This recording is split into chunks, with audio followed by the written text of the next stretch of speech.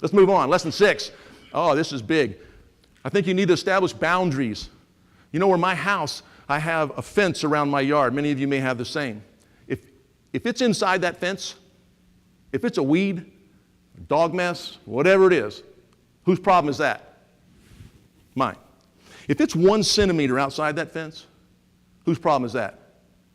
Someone else's, the neighbor. I don't think about that. But then I come to work and I notice that we at IBM, we work in the wide open prairies of the West. There are no fences. There are no barriers. Everything goes. Everything comes in. And here's what boundaries mean to me. It says, and what I love about that, it's a quote, you may not be read it, Henry Cloud, who wrote the book on this, said, what you are experiencing today, your home, in your work, in your community, wherever you participate, is a result of 2 things. What you created and what you allow. I thought as a sales manager, I went, wow, the culture on my team, out of the environment, doesn't feel like it. It's what I created and what I allow to be. That really got my attention. So I said boundaries have to be 2 things. 1, for you personally, I want you to think about it personally. What are you going to pay attention to? What's inside your fence? And then 2, what do you need to push away, to be outside to inhibit, to say no to? And for your team, this is where your team, if you're a manager, your team can really use your help, because in this culture we have today, not only if you put up a boundary, we have an expert staff of people with long-range launching machines that can launch things over your boundary into your space and try to get you to pay attention to that. One of those really cool catapult tools is called Same Time. And you're sitting there being productive and you're getting job done, you're making prospecting calls, you're checking in with your team, you're being, hang on, I'll be right back. I got a ping. Somebody's pinging me. Let me get that real quick. Got that.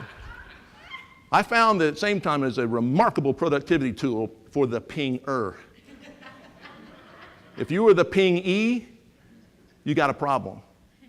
One thing I had to develop, I don't know if you, I would love to tell you that I went out and bought this myself, because I'm an advanced part of our species and I knew the importance of saying no and defending my boundaries.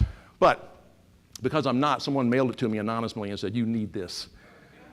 So the way this works is I get a call from Josette and said, would you like to speak at our Midwest meeting in Dallas? Yes, I would. Thank you. Click. I get an email. Perry, you're such a known quantity and you've done a lot of meetings. Would you like to be on our meeting organizational team? No! Perry, you're likely to come to New York and monitor the progress we're making on the Selling Essentials modules for your modules. Could you do that? What day? Yes, I can be there. You're so insightful. We'd love for you to be on the review team for all the modules. No.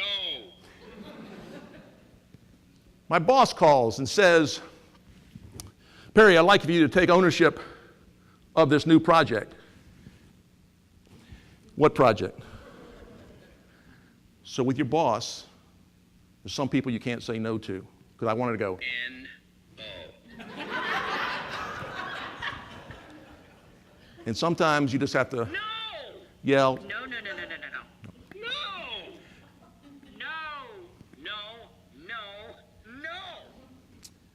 Sometimes you have to say, yes, but.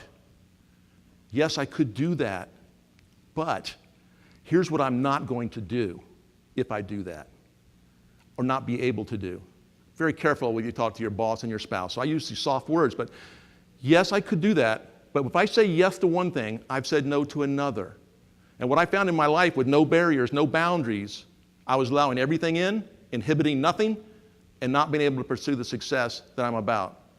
Hang on, it's my wife. Could you want to buy tickets to the ballet?